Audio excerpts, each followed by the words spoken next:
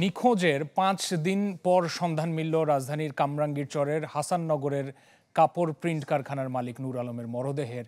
জুয়া খেলায় বাধা দেয় শ্রমিক এবং তার সহযোগীরা আলমকে হত্যার পর মরদেহ কারখানার মেঝেতে পুঁতে রেখেছিল। বছর শেষের খুশি নগদে হবে বেশি। নগদ পেমেন্টে নির্দিষ্ট ক্যাটাগরির কেনাকাটায় ৩০০ টাকা পর্যন্ত ক্যাশব্যাক। শ্বশুর নূর আলমকে হত্যার ঘটনায় এভাবেই কাঁদছেন মেয়ের জামাতা। অভিযোগ করেন জুয়া খেলায় বাধা দেয়ায় কারখানার ভেতরেই হত্যা করা হয় তার শ্বশুরকে।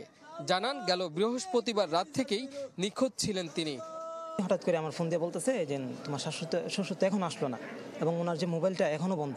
কর্মচারী যে সে জখেল বেচাইছিল, পরে তারে বাধা দিছে, পরে তারে বাড়ি মারছে। পুলিশ জানায় তাকে হত্যার পর দ্বিখণ্ডিত করে মাটির নিচে পুঁতে রাখে ঘাতকরা। এই ঘটনায় গ্রেপ্তার হয়েছে ৩ জন।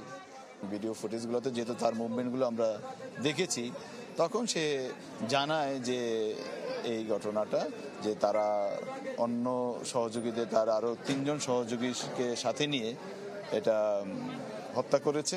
হত্যা করে তাকে এই ঘরের মধ্যেই তারা পুঁতে রেখেছে।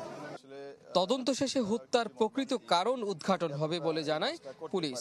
হত্যাকাণ্ড ঘটিয়ে এখানে মাটি চাপা দিয়ে আবার এখানে বসবাস করা, এটা আসলে তার মেন্টালিটিটা কোন পর্যায়ে হলে এটা করতে পারে। এখন তার ক্রিমিনাল ট্র্যাক আছে কিনা এইটাও আমরা যাচাই বাছাই করব। ভুক্তভোগী আলমের গ্রামের বাড়ি ময়মনসিংহের গফরগাঁও। এই ঘটনায় জড়িতদের শাস্তি দাবি করেন আলমের স্বজনরা। এই লাশটাকে এই ঘরের ভিতর দাফন করে রেখে আমাদের সাথে ফ্রিম্যান্ডে চলছে। এই সমস্ত সন্ত্রাসীদেরকে, এই সমস্ত কুলাঙ্গারদেরকে ধরে ধরে যাতে শক্ত আইনের বিচার করা হয়। পায়ের জুতিগুলো ওইখানে আছে, আর কারখানা যে পরিষ্কার করছে রং টং ছিটে ছিটে হয়ে গেছে, মানে হুড়ি হুড়ি মনে করছে। ঘটনাস্থল থেকে বিভিন্ন আলামত সংগ্রহ করেছে সিআইডির ক্রাইম সিন। কাজী ফয়সাল, চ্যানেল 24, ঢাকা।